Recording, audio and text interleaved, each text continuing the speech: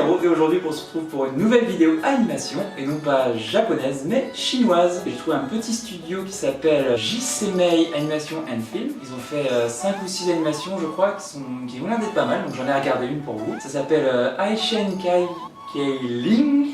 Je ne prononcerai pas le mot chinois parce que c'est vraiment imprononçable. C'est les chocolats de Cupidon. Donc c'est un animé qui est paru entre décembre 2015 et mai 2016. Donc je l'ai regardé juste pour me faire une idée sur ce que faisaient les Chinois tout simplement. J'ai été agréablement surpris quand il y a vraiment un truc assez fermé. En général les Chinois on entend souvent sur les jeux vidéo ou sur les films qui coupent des scènes ou qui les floutent ou que c'est un peu changé. Et en fait non, ça ressemble vachement à ce que font les Japonais. Quand on n'arriverait pas à les voir, on croirait que c'est un animé japonais. Donc j'ai été vraiment très surpris et ça m'a vraiment fait plaisir de voir quelque chose comme ça. Pas vraiment de scène de nuit mais on voit quand même des choses assez suggestives. Les voix sont vraiment très différentes, la langue est très différente, c'est hyper déroutant, ça surprend au début mais on s'y fait. Donc l'animé se présente sous forme de 2 saisons de 15 épisodes dans un format de 14 minutes, donc c'est plutôt court. Donc je trouve que le temps est plutôt bien adapté à cet animé. Donc pour l'histoire on va suivre un jeune homme qui s'appelle Ji-Hong Aoi, un jeune universitaire assez transparent, qui n'entend pas parler, il veut rester dans l'anonymat, passer ses études sans encombre. Sauf que malheureusement pour lui, il va se passer un événement assez catastrophique. Une jeune fille va venir en pleine classe, lui annoncer une information mais vraiment fracassante. Il va se faire poursuivre, tabasser, haïr, enfin vraiment ça va être la bête noire du lycée. À la fin de la journée, il va rencontrer la déesse de l'amour. Elle est victime d'un maléfice, et en fait c'est qu'elle a mangé les chocolats de Cupidon, et elle est tombée